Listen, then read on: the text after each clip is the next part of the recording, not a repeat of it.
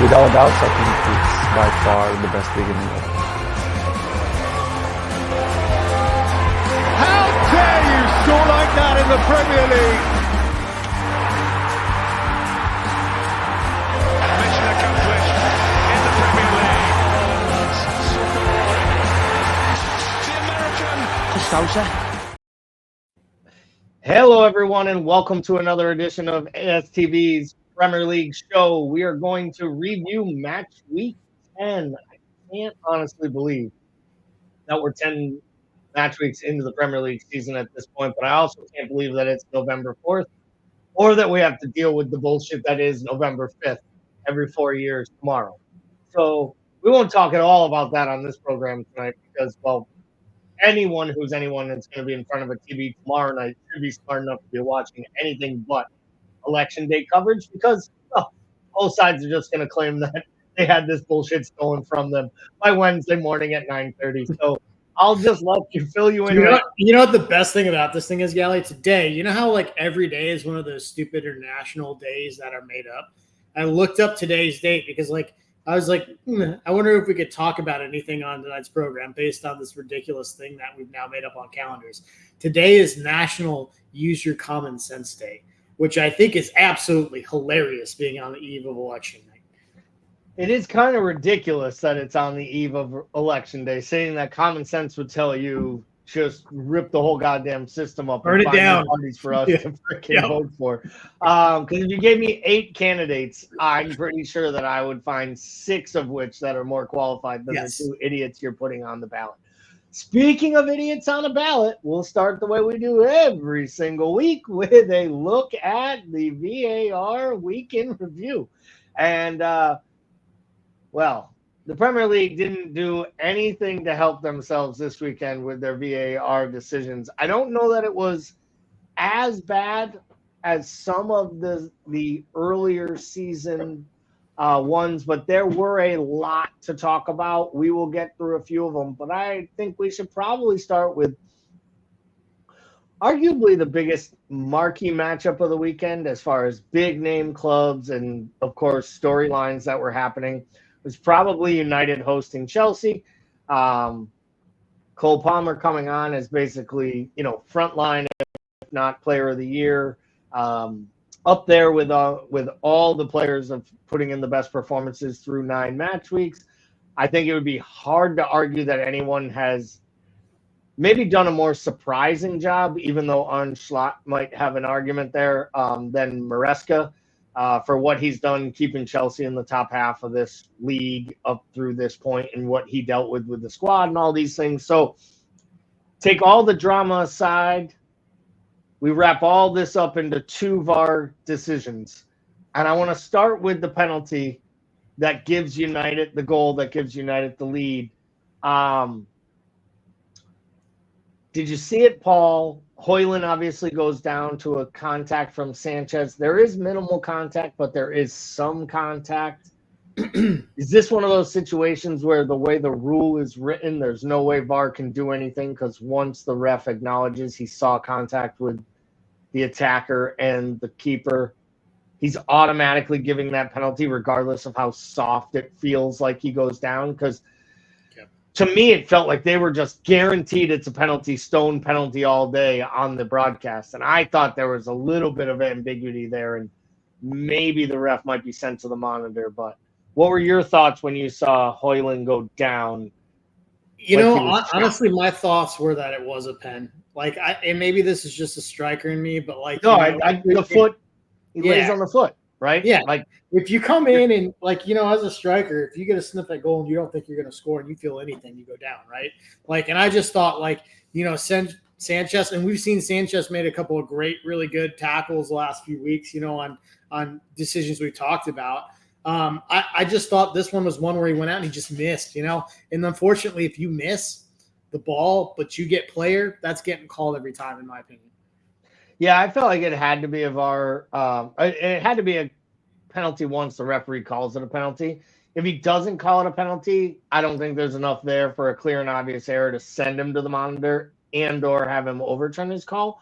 But I didn't have a problem with them awarding the penalty. Obviously, Bruno steps up and scores.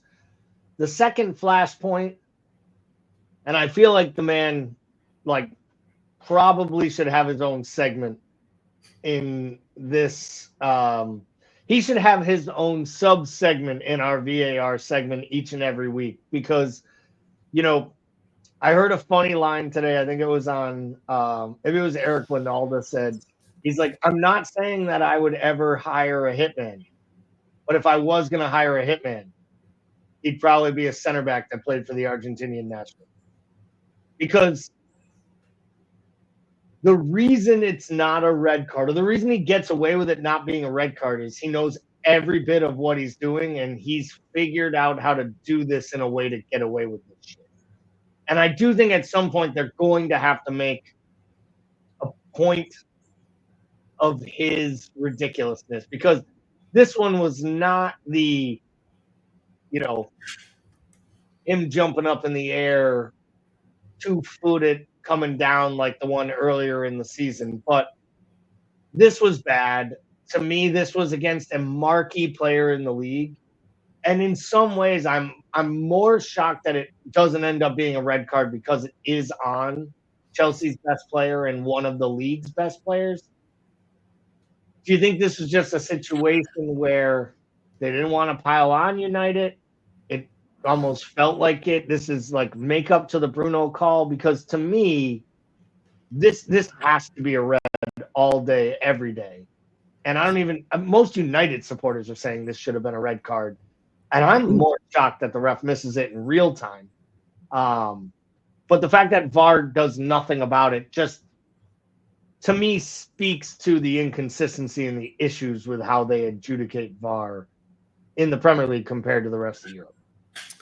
Yeah, well, I mean, you bring up a couple of interesting points. Like, does this league protect its stars, first of all, right?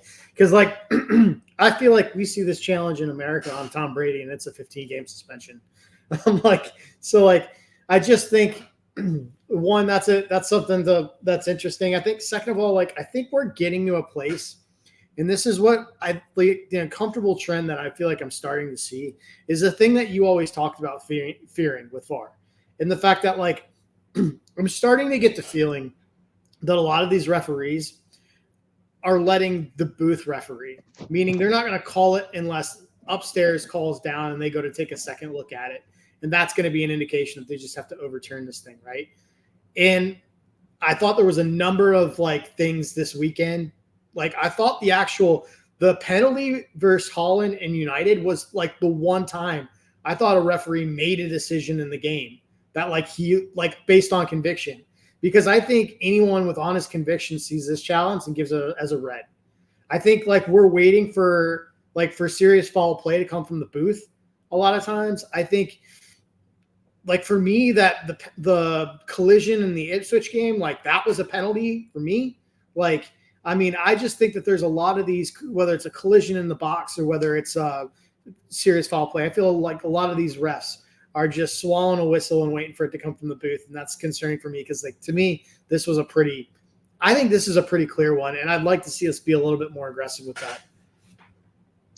So when you're talking about the Ipswich match, are you talking about the foul against the Ipswich player that they don't award the penalty to? Right. Where he's in the box and he gets just barged into. Yeah. And that was another one I did want to talk about. I did see the thing where, Ipswich and their manager is basically, like, taking he's taking the Gary O'Neill role here. He's just gonna come at it, call him out on it, and be like, "Find me, give me what you want." We're not gonna go quiet. Howard Webb's gonna see my number on speed dial every week. It is funny where they have had, I think it's 4 VAR decisions go against them, none awarded for them so far this year. Yet none of them have been adjudicated by the committee to say that they were wrong decisions in either direction. But again, right, we come to Iriola of Bournemouth talking about how the VAR decisions go against them. Gary O'Neill talking about the VAR decisions going against them. Now the Ipswich manager talking about the VAR decisions going against them. Yet we constantly hear about VAR helping the cities of the world, the Arsenals, the Liverpools at times. And I know as Liverpool supporters, we don't feel that way, but the other clubs do feel this is how it happens, that the big clubs get these breaks. Do you think it is the big clubs getting these breaks? I mean, Arsenal will argue, they've only dropped points in one match this year that they finished with 10 men on the pitch, and it took 2 VAR decisions to have their players sent off. So they would probably argue they're not getting the rub of the green when it comes to these calls so far this year. Is it about the big clubs, or is it that we scrutinize the decisions against the big clubs because it lands to the bigger half of the table at the end of the day? I think the level of scrutiny for VAR is actually bigger in the big matches that have to do with title contenders. I think there's more VAR interventions. I think that they take longer to look at plays. Whether that's fair or not, it's a different story. I don't know if this is really subjected to stiffing the bottom half of the table, because whenever they do these tables every year, right? They release these tables on who's got the most overturns, who had the most things go against them.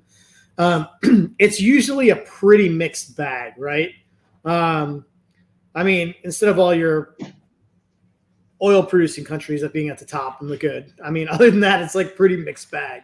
So, I don't know if it's do they have a right to feel aggrieved? For sure, yeah. But I mean, we've seen this with Forest last year. I think gosh, how many times we lost the title on one? Do you know what I mean?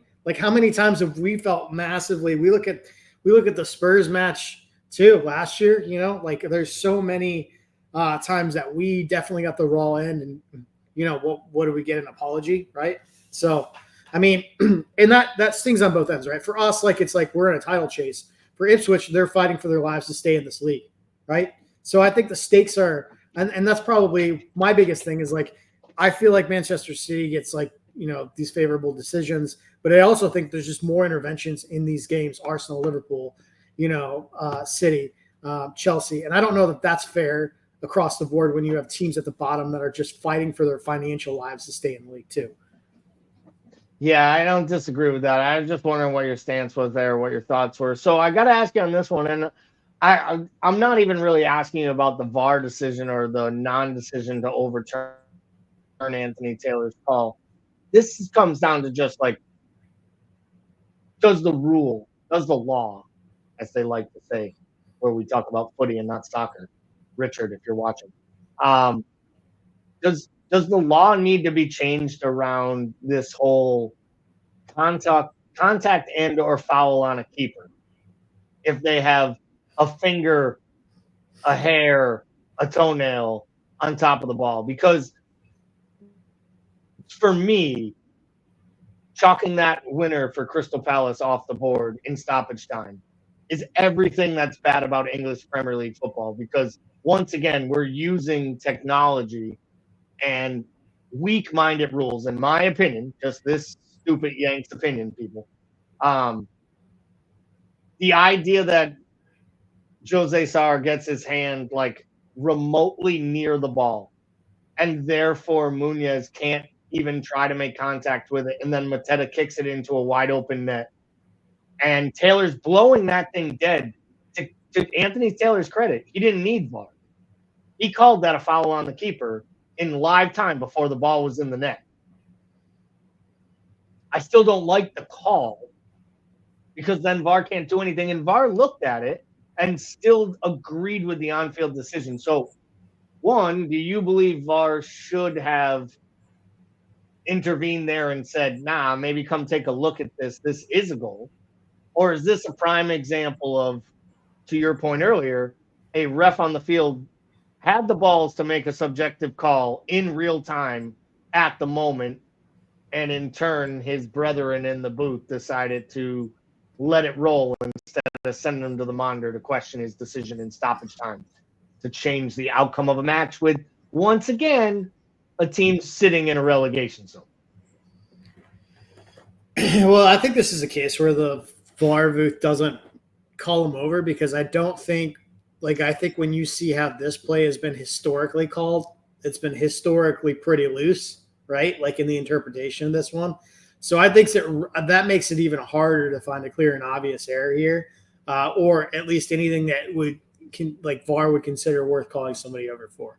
Now, changing the rule, I always hate, as a striker, I always hated this rule, right? Like, I mean, that you just couldn't go after anything that a goalkeeper even remotely had his hands on. What do you change it to? Do you change it to 2 hands? I know I think that is the problem. How do you make this a fair rule? I feel like the goalkeepers are way too protected as it is. So if all they need to do is be able to put it I barely have to I have to take a ball around the keeper, and he has to take me down and not get a nick on the ball for me to get the foul called against the keeper on me. And I have to go around them and yet they can get a hand on the ball at the same time I'm simultaneously kicking it, and it's a foul on me. And to me, it just feels like there's not a consistency level of what quantifies that. So I don't love the rule, but to your point, I am a solutions oriented guy. I'm usually the one who's like, oh, yeah, the manager, who are you hiring? Don't just tell me you want to get rid of the guy. Tell me who you're bringing in to replace him. I think that's where my bigger issue is. And it comes back to almost like what's happening with the red card. So these red card decisions last year, I think there were 10 or 15 red cards handed out by VAR for basically violent conduct or updated red cards. This year, there's been 2 in all of the Premier League. Yeah. So are we at the point now where the Premier League is literally playing with rules that are so far beyond everything else that's in Europe that we don't even know what we're watching anymore? Because to me, it feels like you have to come in with the 1998 leg breaker tackle to even get it considered to be a red card in live time anymore. And for me, I feel like this league is great because of the physicality. I also think that they almost brand themselves too much on the physicality, if that makes sense. No, it does. Too much, Paul. And Martinez the poster boy of too much is too much. And by the way, grow your hair out and don't have it cut by a weed whacker. Yeah, I do feel like the physicality of this league and the pace of play is just explosive to the point where I do think it is a dangerous league to play in just in general. I just think that is a reality of it. I mean, if we're honest, right, though, I think that's what sells the Premier League and that's what we love, right? So, ironically, we do have one league that has less red cards. It's the German Bundesliga. They have 7. We have 8 right now. So I don't know what that looks like there in terms of what's going on over there. But I think when you think about how does that translate, right? I think we see this a lot with the way that things are called on set pieces in the box. They just let a lot go in this league. But I think the thing that the Premier League has to understand is I think back to an earlier point, I think it's important for this league to protect its stars. Right. And I think it's important that this league understands that its best teams got to go play all the other teams in Europe. Right. And that thing's going to be called a Champions League match. It's not going to be called a Premier League match. So I think some of these things for the longevity of this league, I would like to see this. I would like to see VAR not hang its hat on the high bar that it needs to come in to intervene. And I'd like to see them just being a little bit more proactive and aggressive on what they're calling, especially these challenges that are high and from behind and stuff. There was just a number of them this weekend that went, with yellows that I thought were borderline, just throughout all the matches. Tarkowski could have saw red. Romero could have saw red for Spurs. Rodriguez could have saw red for Forest. There were so many, or for West Ham against Forest. There were so many of them. That I thought were borderline too, let alone the Martinez butcher maneuver. So let's get off this. Let's look a little bit at some of the action on the pitch, talk a little bit about some of these results. Crazy weekend, obviously, We will focus more about what it means for the table and moving forward, but let's specifically talk about some of the key matches. Starting with the first one of the weekend, Newcastle versus Arsenal. A budgeting rivalry that has kicked off over the last couple of years. Arsenal, to me, feel like are the perfect side for Newcastle to set up against. Because, and I thought Arteta was really, really smart in what he said when he said, like, they're just so damn good off the ball. It's what they do. They're one of the only sides in the Premier League to outplay you without touching the ball. And it's what Newcastle did all match long. Like, they just let Arsenal have the ball. And then every single instant that Guimaraes or Anderson or Joe Linton could, they just kicked an Arsenal player up the ass. And it was, I mean, I will say it is fun watching Joe Linton, like, be a player that his club loves, because they clowned him when he came from Germany and he was the number 9 who couldn't score. And then Eddie Howe dropped him into like a box-to-box 8 role, and he became like one of the Premier League's most versatile midfielders, like overnight. And it just makes me laugh because they do all the right things, and they got their goal. A great ball by Gordon leads to an Isak touch, and then Arsenal has all the possession, tons of shots. This match, we won't do the blame pie. Is this match more about Eddie Howe and Newcastle getting it all right? Or is this about the cracks in Arsenal and the missing Odegaard and the less than fully fit and firing, Kai Havertz and Trossard? Because to be fair, the two up top with Trossard and Havertz both playing the false 9 at the same time failed, and it failed epically.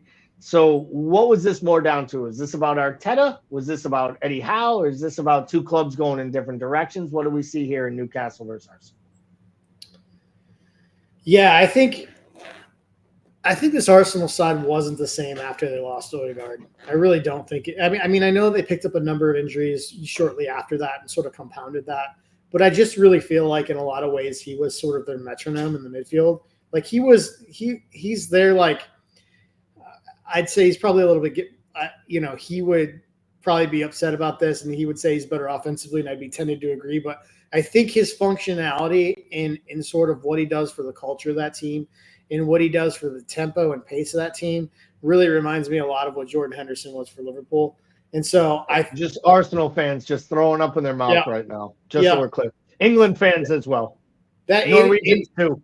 I think for anybody who really paid attention to Liverpool, except for half of the Liverpool fans, Correct, would probably understand what that is. And it's a compliment.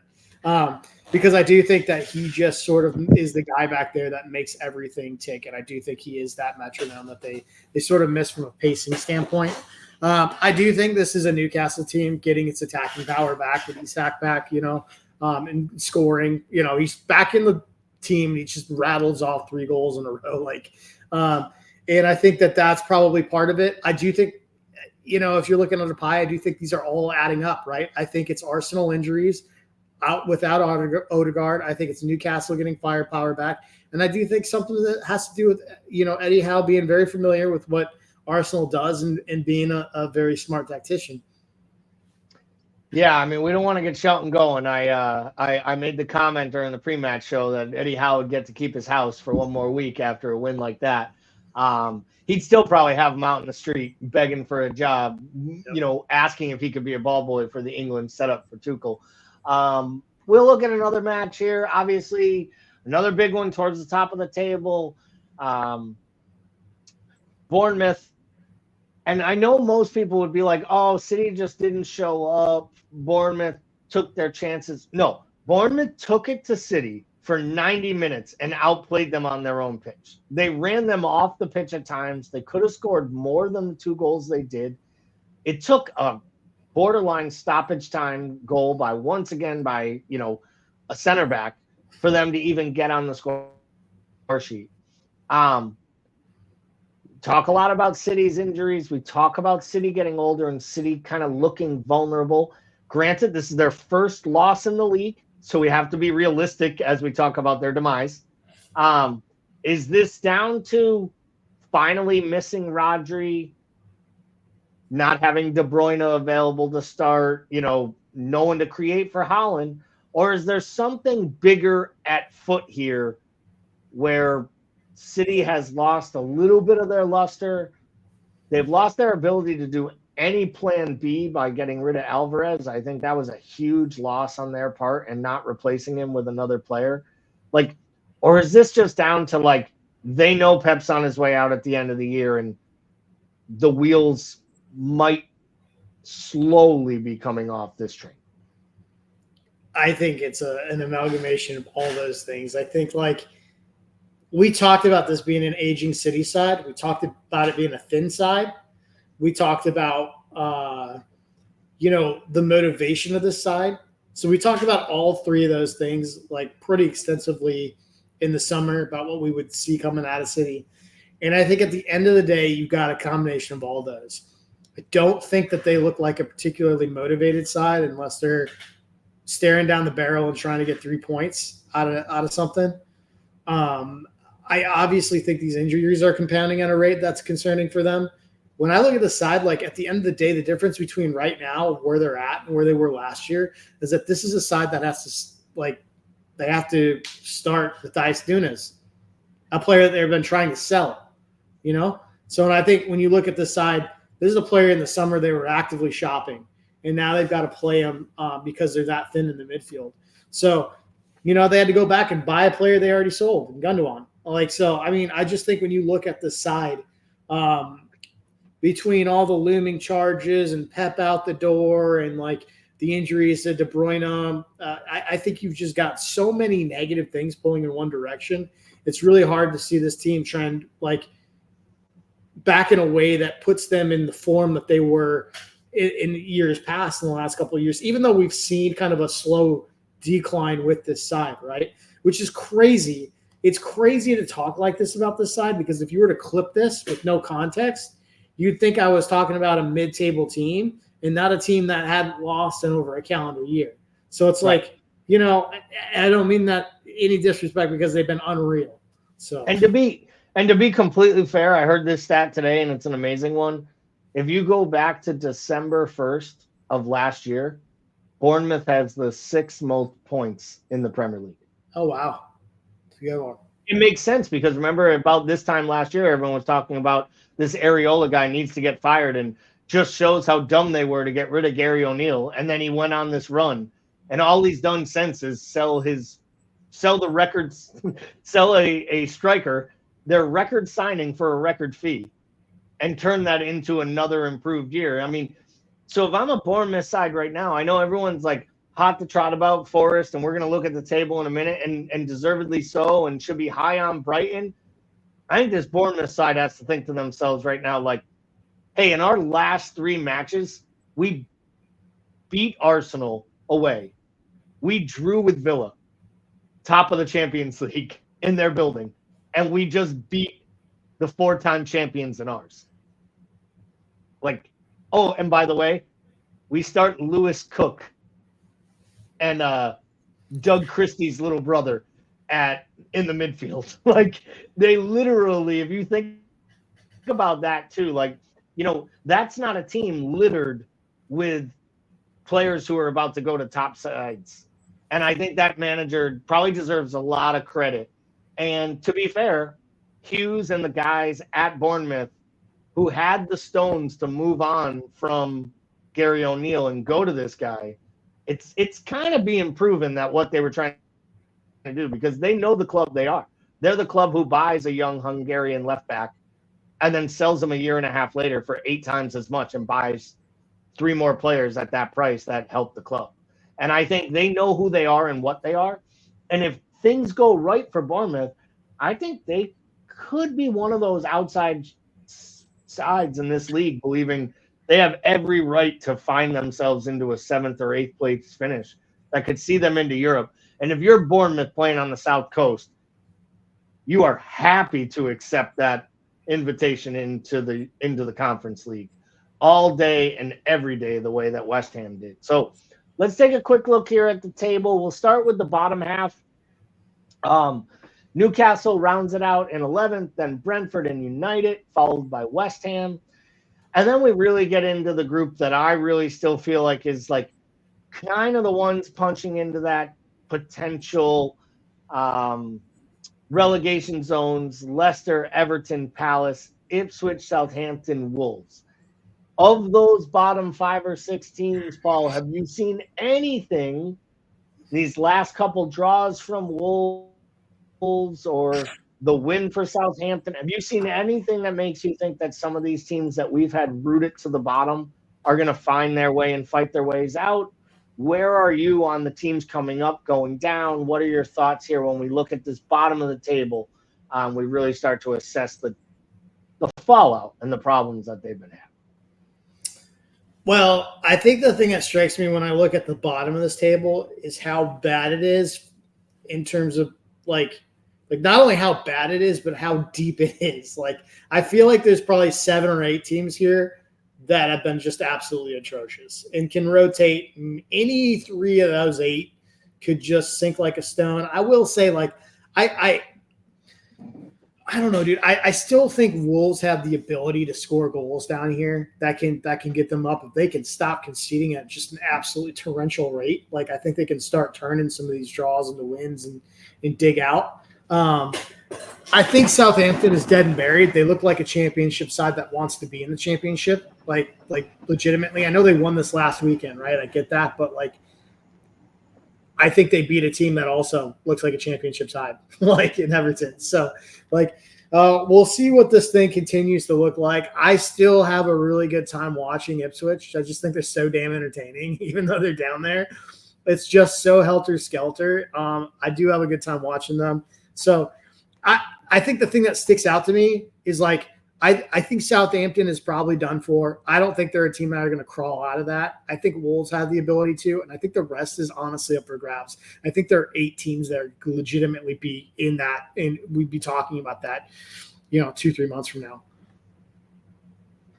Yeah, I think West Ham's much worse than I ever thought they were going to be. I'm not sure Palace will figure it out. Now, Eze's out for a bit. You never know if they're going to end up selling players in January. They could let the manager go, and what'll happen. They'll let the manager go and they'll hire David Moyes, and everything that they built in the last 6 months of Adam Wharton and Eze and Kamada and these guys going forward will just go straight into 4-4-2 and low block, and it'll just be West Ham all over again. They'll make a deep run in like some cup tie, and people will be like, "This is what we got this guy for." It just doesn't make sense to me. So I do think Palace might be in some trouble there.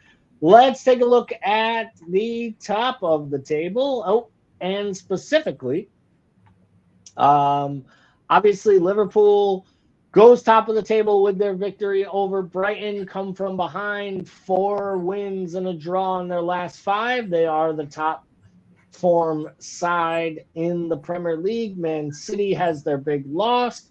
Forest just keeps on winning. Thought it was an amazing stat. It was the first time Nottingham Forest has won 3 Premier League matches in a row on the spin since 1992. Maybe that's the secret was like, 2 summers of just buying fullbacks. Yeah, or you just picking them to get relegated and Nuno being first to be fired, and now he's manager of the year. It's basically exactly right up there. I mean, it works too. That works too. Chelsea and Maresca, Arsenal sitting in 5th. In some ways, I really was hoping Villa would win just because that would have meant that Arsenal would be in 6th. Spurs with a big win over Villa moves them up, puts them in touching distance of the top 4. And, of course, Brighton and maybe 2 of the biggest shocks in the top half, Fulham and Bournemouth, both sitting there at 15 points. Probably no one in this league is talking enough about the job that Marco Silva is doing at Fulham, or the fact that he turned down literally like 7 Brinks trucks worth of money to turn down the big Saudi jobs he did. But when he was asked, why aren't you taking the Saudi job? He said, because I have a great job in London and my next job's going to be even better. I love a manager who actually like bets on themselves, and Marco Silva definitely comes across as a guy who looks like he bets on himself because, well, he left a good job at Hull City to go to Everton, which Well, makes after you know today, you you had better to bet start on betting a yourself. little bit on Harry Wilson as well, because that seems to be working out all right. Yeah, I'll tell you what, he owes them that one. I'm not so sure that I don't know exactly where they respond from that as Brentford, and I think Thomas Frank's got to be really upset having a lead and a clean sheet going into stoppage time and giving up 2 goals is pretty crazy. But I wanted to ask you this. So these are, as of this morning, these are the updated odds at the aggregated bookies for the Premier League coming off of this weekend's matches. So Liverpool obviously sits 2 points clear of City at this point and 7 points clear of Arsenal. The bookies still have City as the title odds favorites and the Opta probability.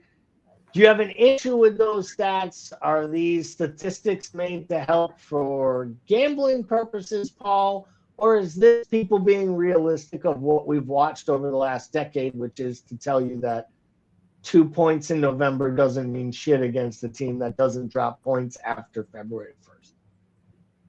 Yeah, I think that title odds are probably closer to the probability percentages that I would have, right? Like that gap there for Opta probability seems to be factoring in the fact that Manchester City is exactly where they are right now every single year. So, like, I get that. I still think this is a weakened City side. I don't think they're as good as they've been in the past. So I would put that, to me, the fact that there's a 33% gap there seems crazy, in my opinion.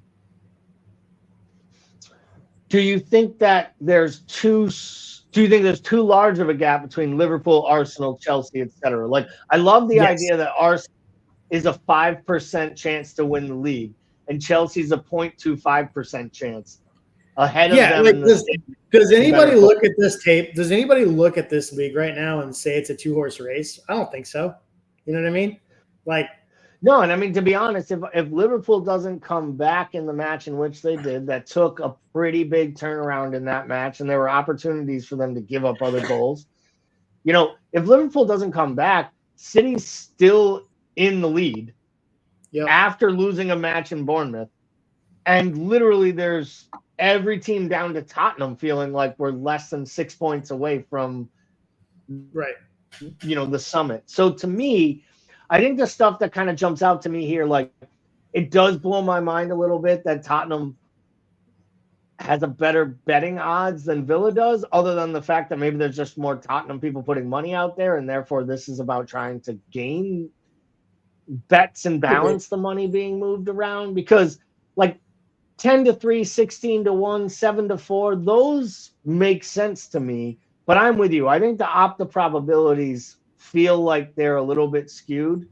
But this is also that thing where, like, a team is down in the NBA by 11 in the third quarter, and somehow the probability statistics on ESPN tell me that they have a 60% chance of winning.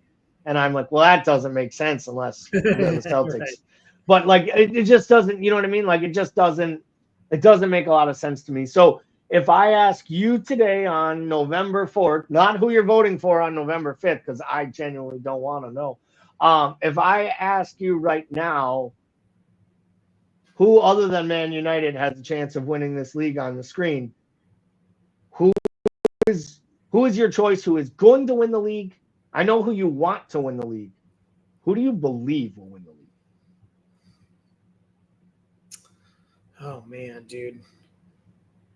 I feel kind of like the bottom of the table when I look at this, where I'm like, I think, like, I don't see a side in here that's like a clear runaway favorite. I think they all have significant vulnerabilities. I will give the tip, right? Like, I will give the tilt right now. I'll go Liverpool, and I'm not just saying that as a homer. I'm saying that because we're not really conceding goals. Like, and if you're not conceding goals and you can sort of consistently clip along and get goals, which we are, I think you're a really, really tough out. So it may come to just, it may come to those head-to-head results for City. It may come down to that. I don't count Arsenal out. I don't count like the way Chelsea and Tottenham are starting to put it together. Both those sides can make some noise. So, if I'm looking at those probabilities and having a pick based on what I'm seeing, I'm probably giving that slight edge to Liverpool, but I think it's going to be close. Yeah, I feel like if you had it, gun to my head right now, told me I have to bet on it with, the old Space Jam argument. If the planet's on the line tomorrow and I got to decide, is it the Martians or the Jordan/LeBron led side, like which one's winning? I'm probably still going to say City at this point because I need to see Liverpool win one of those big matches against one of those top sides. Like, we went to Arsenal in a spot where we thought we were kind of the favorite in that opportunity, and we had to claw back twice to secure a point, which turned out to be a good point. I think you also got to see a wheel come off, right? I mean, I feel like we see well, that's another thing. We haven't seen anything yet that puts any form of a hiccup or a hang up on this side. And I do still think that it's a thin squad. I think if Liverpool really wants to win this league, they should buy a couple players in January. They should fill in the squad of the players they probably should have filled in the summer. And those players should also probably be in positions to fill in for the guys who are probably going to sign pre-contracts with clubs in other countries between now and the end of the season to prepare. Talk to me on December 2nd.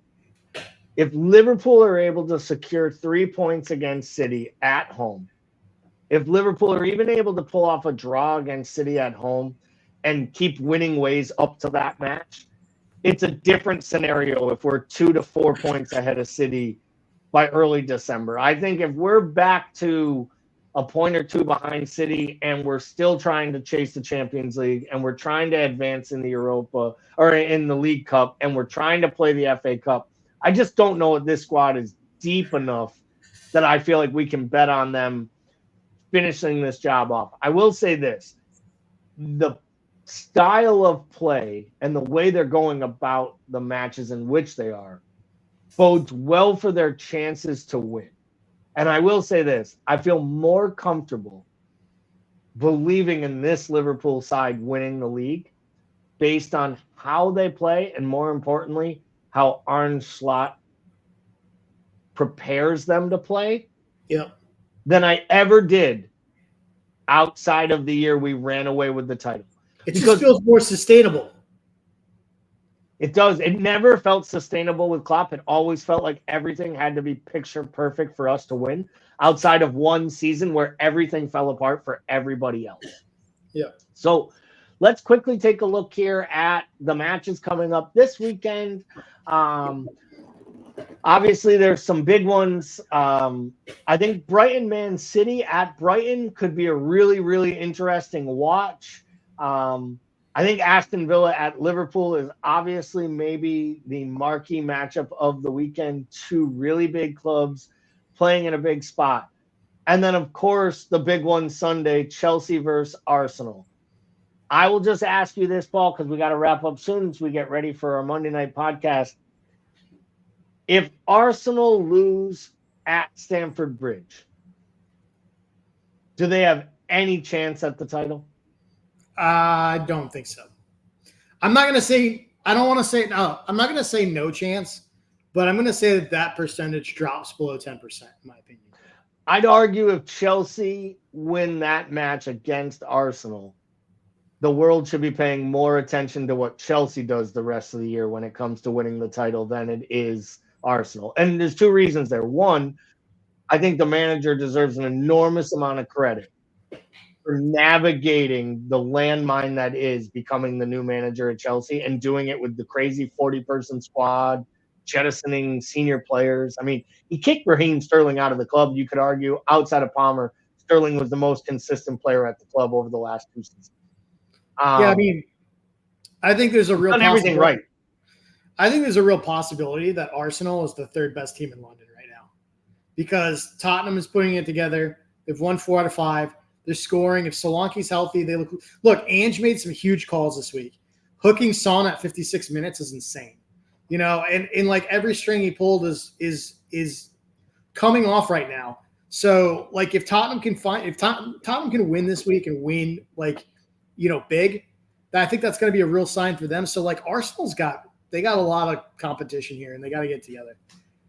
Yeah, I'm with you there, and I do think, I think the Brighton Man City game will be interesting because of the way Brighton plays.